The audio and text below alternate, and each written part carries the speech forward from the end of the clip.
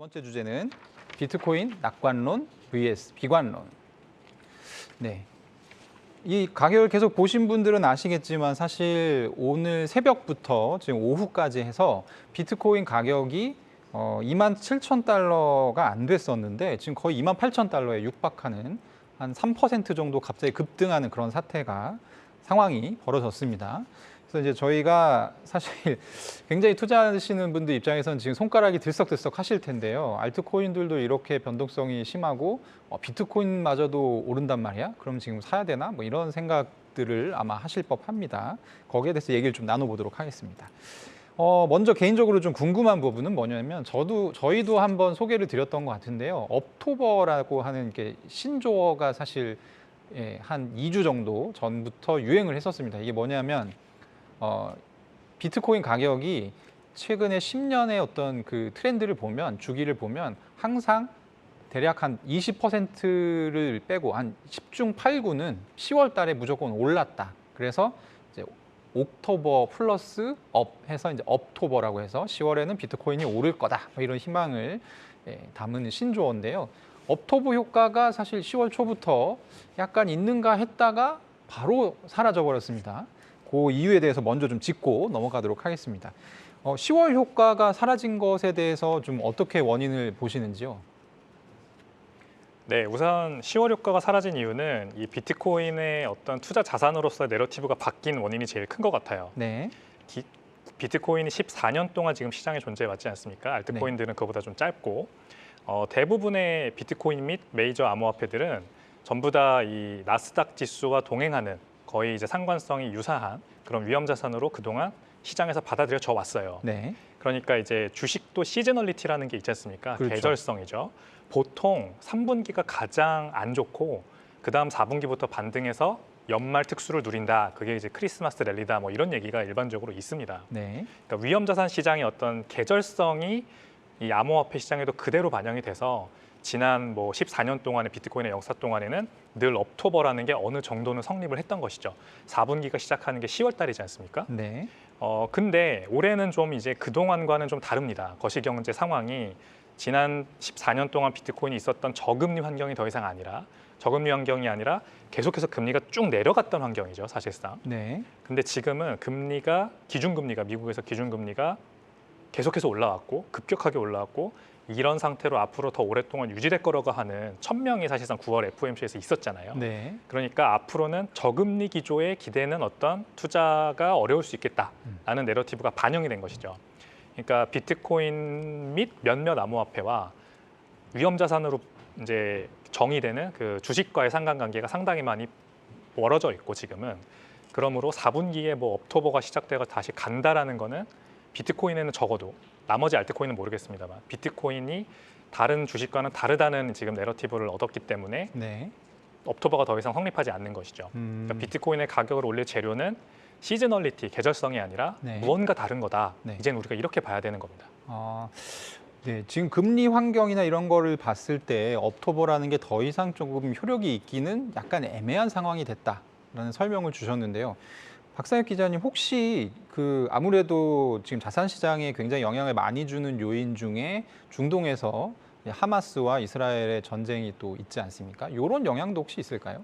네, 실제로 강하게 있다고 보여지는 게 네. 오늘 이 그레이스케일 SEC가 그레이스케일에 대해서 항소를 하지 않을 것으로 보인다라는 보도가 나오면서 네. 굉장히 비트코인 크게 오를 것으로 전망하는 전문가분들이 많았는데 네. 이렇게 생각보다 엄청 크게 오르진 않았거든요. 네. 26,000달러 후반대에서 27,000달러 초반대로 오른 정도였는데 이게 오늘 한 번에 1분 만에 1,000달러가 오른 이 사건이 있었는데 네. 이 사건이 이제 언제 나왔냐면 이 로이터가 이 가자 지구에 통행 재개를 하겠다라고 이제 미국, 이스라엘, 이집트가 이렇게 합의를 하면서 통행 재개가 합의가 되면서 이 보도하고 동시에 이 비트코인이 1분 만에 27,100달러에서 이 28,100달러까지 딱 오르면서 네. 1,000달러가 1분 만에 상승을 했거든요.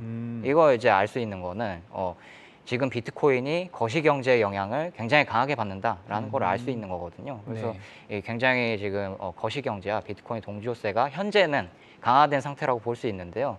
근데 지금 현재 어떤 이스라엘하고 팔레스타인 전쟁이 이 단기간에 이렇게 바로 해소가 될 것이다라는 전망은 굉장히 낮은 상황이고 네. 이 상황에서 뭐 이란이나 다른 나라가 이 개입을 하게 되면은 유가가 배럴당 130달러까지 오를 수 있다라는 지금 분석까지 나오고 있어서 만약에 유가가 그대로 이제 급등하게 된다면 이 인플레이션에도 그대로 영향이 미치면서 이 거시 경쟁에 굉장히 악영향이 미치겠죠.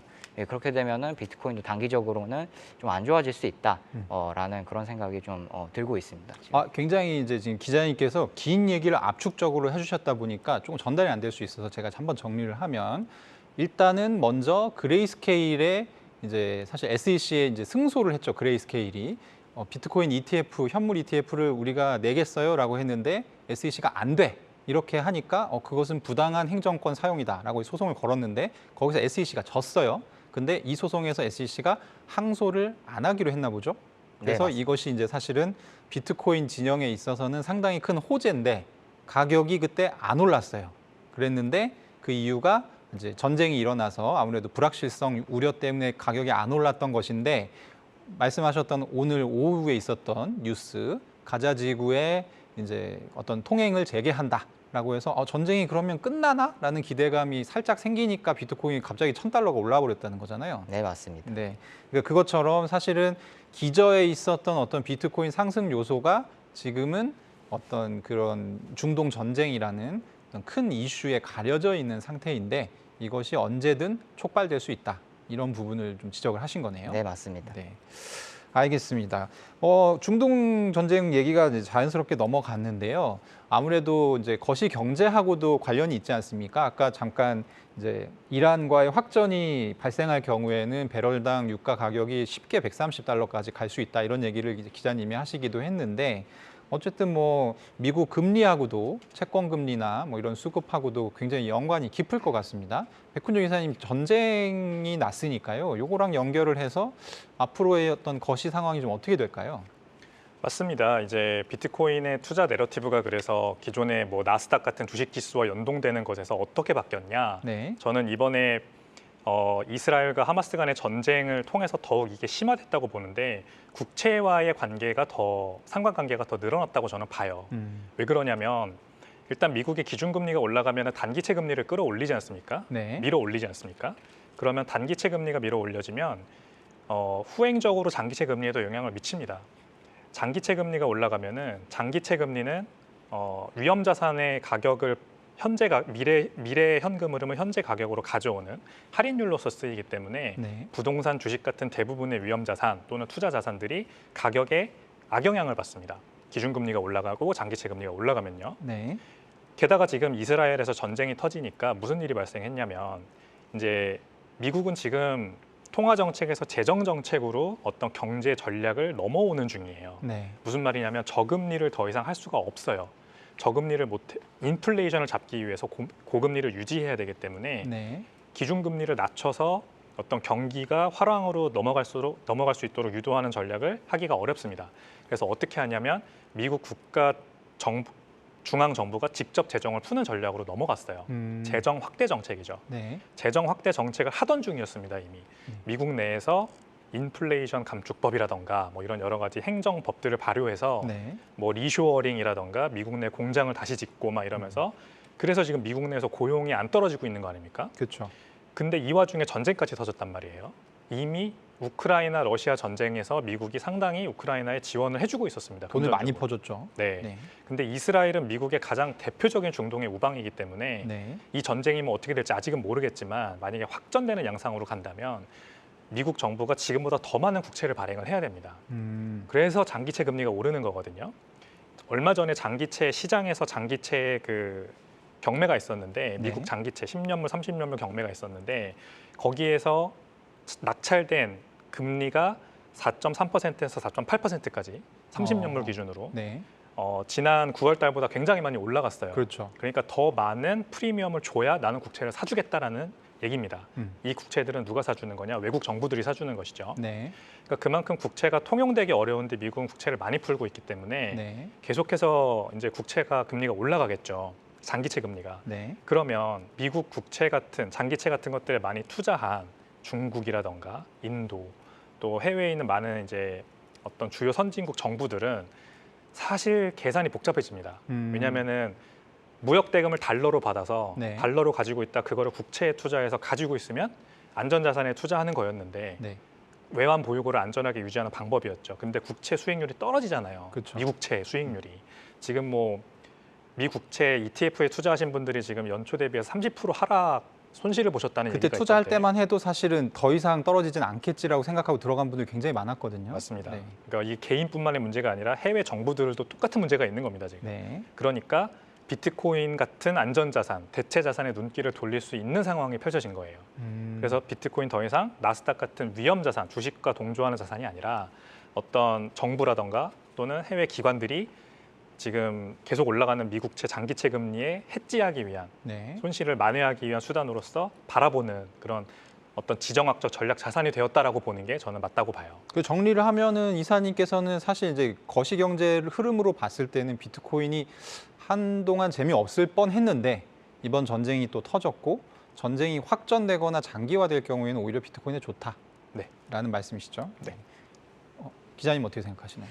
저도 이 이사님 의견에 좀 공감하는 편이고요. 근데 하지만 현재 단기적인 상황만 봤을 때는 이 불확실성이 아직 큰 상황이다. 뭐 확전이 어떻게 될지도 모르는 상황이고 그렇기 때문에 당분간은 조금 가상자산 시장이 그렇게 뭐 크게 오르진 않을 것이다라고 보고 있고요. 그리고 또 우리 연말 같은 경우에는 이 제도권 자산 시장을 비롯한 가상자산 시장이 통상적으로 이렇게 크게 움직이지 않았잖아요. 그렇죠. 이번에도 그게 좀 반영될 가능성이 높기 때문에 단기적으로는 비트코인이 크게 오르지 않을 것이다라고 보고 있지만 장기적으로는 이 이사님 말씀해주신 거에 덧붙여서 이 여러 가상자산 지금 블록체인 데이터들도 이 기관들이 비트코인 매집하고 있다라는 그런 분석들을 많이 내놓고 있거든요. 그렇죠. 대표적으로 지금 2017년 이후로 거래소 비트코인 보유량이 최저치거든요. 네. 이 거래소 비트코인 보유량이 최저치라는 것은 비트코인을 매도하려는 사람들이 줄고 있다라는 거거든요. 그건 그만큼 장기적으로 봤을 때는 이 가상자산 시장에는 지금 좋은 호재들이 많다. 그렇게 좀 보실 수 있을 것 같습니다. 네, 지금 두 분 다 시장 전망을 조금 중립적이거나 아니면은 좋게 보고 계신 것 같은데 혹시 그래도 좀 비트코인 가격이 떨어질 수 있는 요인도 있을 수 있을 것 같거든요. 그런 좀 비관적인 요인들도 한 개씩만 조금 짧게 소개를 해주실 수 있을까요? 어떤 부분부터 할까요? 이사님부터? 일단 비트코인 해시레이트가 역대 최대치까지 지금 계속해서 네. 정고점을 넘고 올라가고 있는데 그만큼 많은 채굴자들이 시장에 들어와 있다는 거지 않습니까? 네, 이 채굴자들은 보통 선물 거래소에서 해지 포지션을 걸어놓습니다. 그렇죠. 그러니까 비트코인 가격이 떨어지면은 이제 손실을 만회하기 위해서, 손실을 최소화하기 위해서. 네. 근데 그것들이 이제 청산이 많이 되면서 비트코인 매도 압력으로 작용을 하고 있는 거죠. 그러니까 채굴자들이 많아졌고 이 채굴자들이 상당히 많은 비트코인 물량을 시장에 던지는, 일부러 그러는 건 아니지만 채굴자들 물량이 갑자기 쏟아지면 또 비트코인 가격이 내려갈 수 있다. 그렇죠. 네.